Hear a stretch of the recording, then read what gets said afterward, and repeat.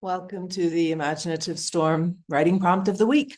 I'm Allegra Houston. My creative collaborator, James Nave, is on the road driving east right now. So I am doing this video for you solo. Every Saturday for over 5 years now, nearly 5.5, we have been meeting on Zoom with whoever wants to join us. Sometimes people Zoom in from Japan or South Africa or Rwanda or Kosovo or Norway or all over the place, mostly in the US, or Canada, Mexico. And we all write together for 10 minutes, but it takes us an hour to do that because we are following the Imaginative Storm method. Maybe you would like to join us one Saturday. Please do. You can go to our website at imaginativestorm.com, join our mailing list, and you will get a reminder. Or one Saturday, if you think, oh, I'd like to do it. It's almost 12 Eastern time. You can just go to imaginativestorm.com, go down to the footer and click the Zoom link there and join us. You will be made welcome. So for the people who don't join us, can't join us, we make this video. And here is how we do it. We choose a prompt in advance and put that prompt up on the screen for 2 minutes while everybody generates a list of words or short phrases. Whatever words pop into your head as you look at the image, write them down in a list. It'll look, it'll look something like this. Just a list of words or phrases. The more random, the better. They don't have to have anything to do with the image at all. So I will put the image up on the screen now. Oh, write by hand. You will find, as you practice in the Imaginative Storm method, that writing by hand is really helpful. It frees up your imagination. It stops you wanting to get everything perfect. It takes you out of your critical mind. All of these are good things when we have a blank sheet of paper in front of us. So grab a pen and a piece of paper if you don't already have one, and I will put the image up on the screen for 2 minutes and ask you to generate a list of words. Here it is.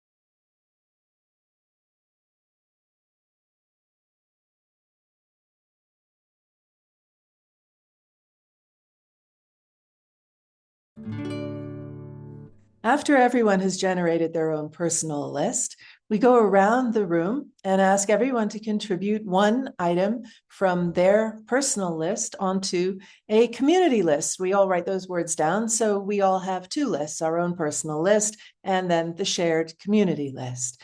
So we will now share with you today's community list. You can write these words down as you hear them. There is something I think that happens if you do that when it kind of goes, in your ear and out your hand. But don't worry if you miss some or if you mishear some. Actually, there are a few more words on this list than there were people on the call because there were a couple of mishearings on there and we decided to keep them, or I decided to keep them. Other people may have misheard different things and decided to keep those. These words are all toys for your imagination to play with. There's nothing right or wrong in this. So either write them down or not. If you choose not to, don't worry. We will put this list up again on the screen during the 10-minute writing time, so it'll be there for you to refer to. And here it is, today's community list. What it means: deep winds, reflection, moon time, solitude, is green port side, kissing the clouds, the real live streaming, breakthrough, meandering, ripples. It's just about 10 p.m. Moonlight sonata. Gosh, there's going to be a storm. Letter to home. Clouds for feathers. Moonshine. Sailboat. Peaceful. Empty promises. A trail of light. Trolling for love. Illumination. Nimbus like myself. Stalled on all sides. Post-sunset clouds. Tranquility. Inner strength. The painted tunnel gag. Turtle shells. Fertile. One of the people on our call put in the chat that nimbus like myself. He thought that was just the greatest writing prompt he had ever been given. It was quite cool. And it actually was contributed to this list by Maru Ortega, who is in Mexico. And English is not her first language. It's her second or possibly even third or fourth. I don't know. And so the things that she contributes are often really interesting because they're not coming from a natural English speaker. So she uses words in a really interesting way. She also, by the way, does an Imaginative Storm Zoom every month in Spanish. So if you happen to know a Spanish speaker who would like to do this, you can go to the community page of our website and find Maru's contact information. Anyway, moving right along. You now have 2 lists of words, and you can use them in any way you like, or you can completely ignore them if you like.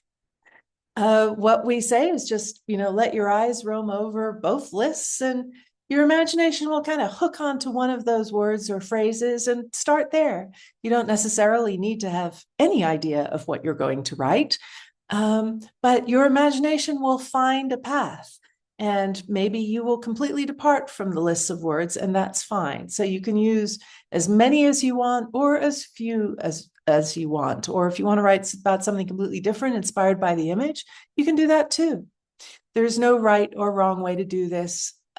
Just whatever comes out, fast or slow, poetry or prose, coherent or incoherent, meandering, rambling, whatever. This is material. You're generating it in 10 minutes. And the best way to generate really good material that maybe you'll edit later or put in an ongoing piece that you're working on is to let your imagination surprise you. So don't think what I should write, or am I doing this right, or oh no, that's stupid, or all of those kind of rational mind thoughts that we end up having to deal with all the time. Let them go and let your imagination lead you wherever it decides to go. And your 10 minutes will start now.